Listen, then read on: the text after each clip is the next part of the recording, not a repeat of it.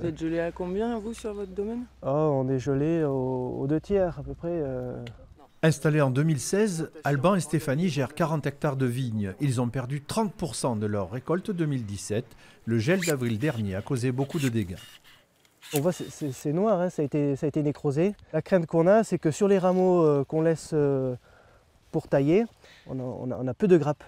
Et on se demande aujourd'hui si ces rameaux vont être assez fructifères pour 2018, quoi. Pour faire face à ce coup dur, les viticulteurs du Bergeracois, parmi les plus touchés en France par les gelées, ont droit à l'aide d'une experte spécialement missionnée pour les 2 ans à venir. Historiquement, les années suivantes, les gels étaient des années à fort rendement, ça on peut se le dire. Après, techniquement, scientifiquement, on peut avoir une super belle production l'année prochaine, comme ça peut être une production correcte et normale. La tournée de la technicienne se poursuit dans les chais des propriétaires. Comme pour les vignes, les finances des vignerons sont gravement impactées. Sur une année normale, on fait 4000 hectos, donc on a 3000 hectos de pertes, ce qui représente environ, au minimum, un chiffre d'affaires 600 000 euros, quoi, quasiment.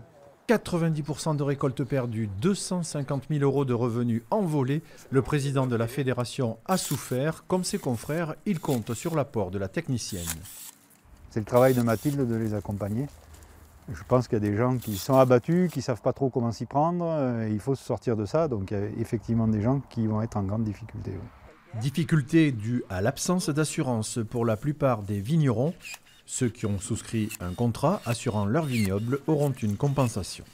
On attend toujours l'indemnisation. On fait un petit clin d'œil à l'expert, mais voilà, ça va arriver là début 2018. Ça va nous couvrir, on va dire, une partie des charges fixes de l'exploitation. La quasi-totalité des 800 vignerons du Bergeracois et de Duras a subi les dégâts du gel d'avril 2017, ce qui occasionne plus de travail de taille. La somme globale des pertes de revenus est estimée à 40 millions d'euros.